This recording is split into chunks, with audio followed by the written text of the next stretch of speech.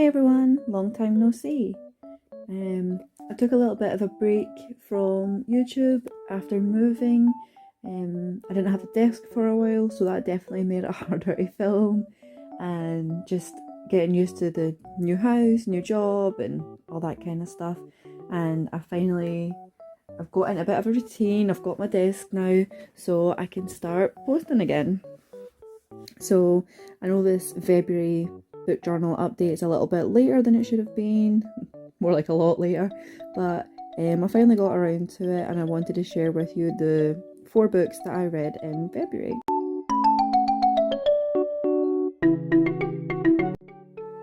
So I haven't been reading as much as normal, mainly just because I've been so busy, and my husband and I have been trying to spend some time together, getting used to the new area and things like that.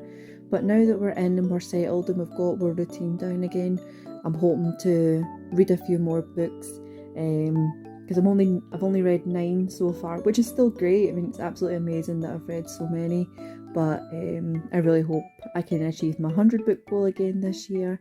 And if I'm going to do that, I'm going to have to pick up books a bit more often. So I've actually got 3 books on the go right now, so hopefully that'll help boost up March's numbers.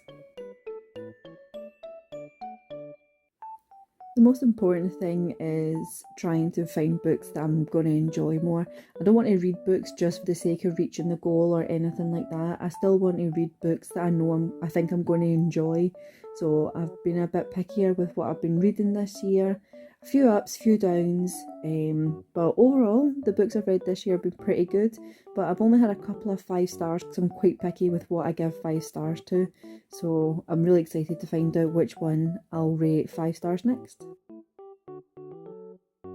I've really been enjoying these stats pages that I included in my book journal this month.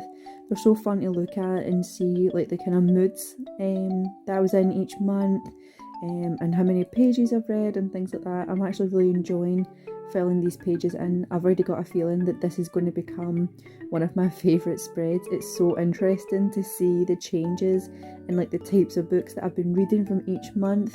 So it'll be really fun to like look back and see, oh well, I read like kind of like more emotional, darker ones at this time because blah blah blah was probably happening in real life and things like that.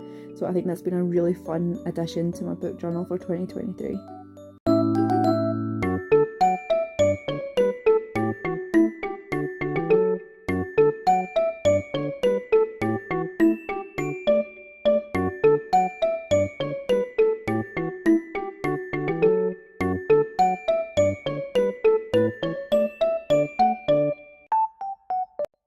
I've already started to struggle with my author A to Z because I've got some of the most common letters already filled in.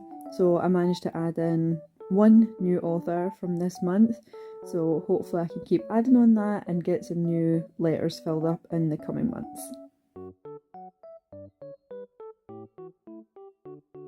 So my favourite book from February was I'll Be the One by Lila Lee. Skye was just such a nice main character. I loved her. She was so positive and confident and proud in herself, and she was just like really inspirational, and it was a really good book overall. So that's why that became my top book of February.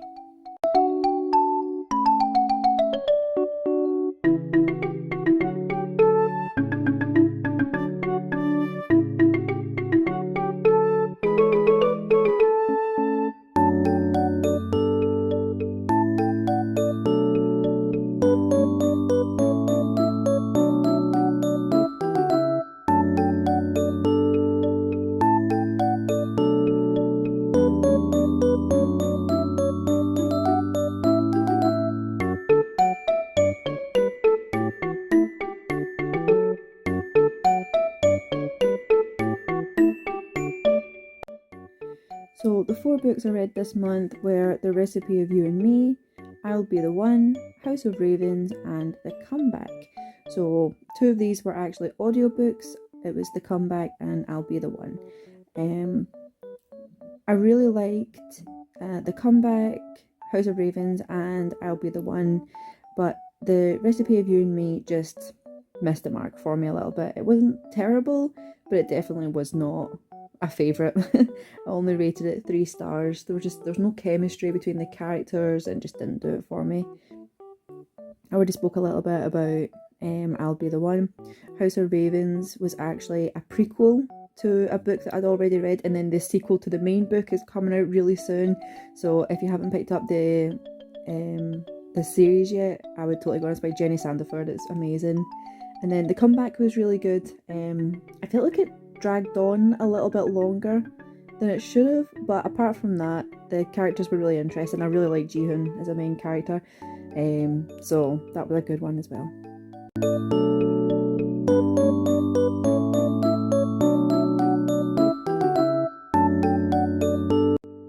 And to finish up, just doing a quick overview of the pages. So it looks a little bit sad because there's an empty space there, but it's alright. The rest of the pages still look super cute because of all the stickers.